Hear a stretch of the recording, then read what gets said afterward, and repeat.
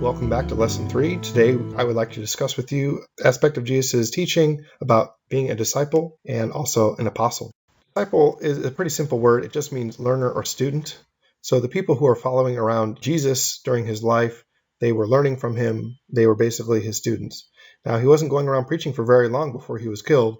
So there was only about a 1 to 3 year time span where people were following this guy around and learning from him. What did he do that was so remarkable that it inspired people to leave their families, leave their livelihoods to follow this guy around? He, unlike a lot of the scribes and Pharisees, taught with authority.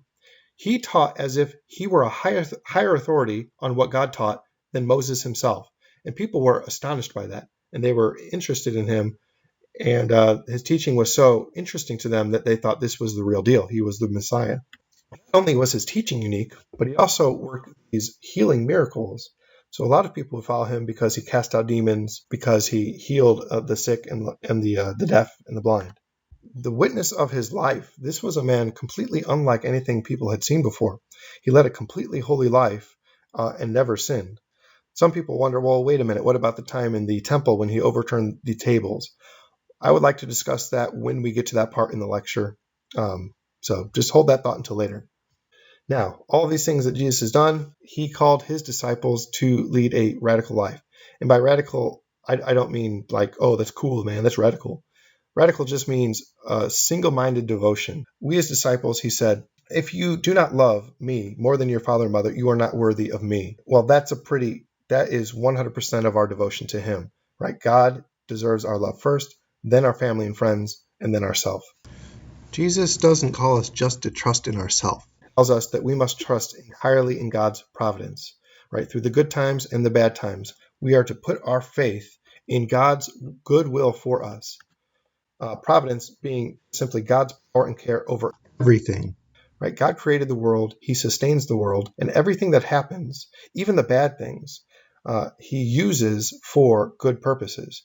So as long as we are faithful and trust in his providence, even when evil comes to us, we know that it can be used by God for our benefit. Like Jesus suffered on the cross, forgive our sins, we are also supposed to accept suffering for our own spiritual growth and for the spiritual benefit of others. St. Paul says that we are to accept in our bodies and make up for what is lacking in the suffering of Christ. So even when hard times come upon us, we can use that as a means to both grow personally and also affect the spiritual lives of other people. As disciples, we are called to conquer sin and love people even who hate us. He says we are only forgiven if we forgive each other. He says the measure of forgiveness you give out is the measure of forgiveness that I give you. So if you are still in the state where you hold grudges against people who do evil to you, that is a state that needs to be fixed. You need to ask God to give you the grace to forgive your enemies, to pray for those who hate you. And we are supposed to preach the gospel both with words and with our actions. If God's love is not evident through your life, then there's something wrong, and we need to pray to God to fix that in us. Now, moving from disciples to apostles, apostles are disciples who have a different mission. Some of the disciples Jesus chose to be apostles, namely 12. Now, the word apostle means one who is sent. These are the disciples of Jesus that he called for a particular mission. And the nature of the mission is kind of evident from the number of apostles. He chose 12. Why 12? Jesus is the new David. He's the new king of Israel. And the 12 apostles represent the new 12 tribes of Israel. So this is Israel come back together. And if you remember from lesson 2, God's original plan for Israel was to be a kingdom of priests.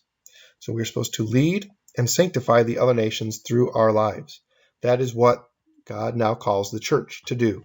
These apostles, one of them, Peter, he chose to give the keys of the kingdom, which would make him, in like the Old Testament, if Jesus is like King David, Peter would be like the royal vizier. So when the king in the Old Testament would leave on a journey, he would put this royal vizier in the authority of his stead. So whatever the king could do, now this guy can do. So when Jesus ascends to heaven, Peter is the guy with the keys. So Peter is the guy in charge of the church on earth. Of course, Peter's still a guy. He's going to die. So that is why we have the role of the papacy, right? The popes. So when Peter dies, the next guy in line, all the way down to Pope Francis. And this line of succession from Peter to Pope Francis is called the apostolic succession. And this is not just true of the Pope, it's also true of all the bishops and priests. Every bishop was ordained by another bishop, who was ordained by another bishop that goes all the way back to one of the 12 apostles or Paul. What's the role of a bishop? Well, a bishop is given a geographical area. Think of like St. Louis.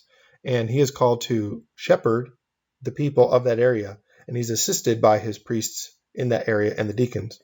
So his job is to basically make sure everything in his diocese is going smoothly and that people are coming to the church, and he's giving them the truth of the gospel and all that. All the bishops together, in union with the Pope, which is the Bishop of Rome, their job is really just two things. One, to guard, and two, to teach the gospel passed on to them from the apostles. By guard, I mean just make sure that you don't leave things out, right? Things don't get lost. So if the church ever said, you know what, we don't really believe in the Trinity anymore, we just believe maybe there's like 10 persons in God, they would have failed to have guarded the gospel. And to fail to teach the gospel, well, if they just went golfing every day instead of preaching, that would be a violation of their job. All right, well, I appreciate you watching, and I'll see you guys next time.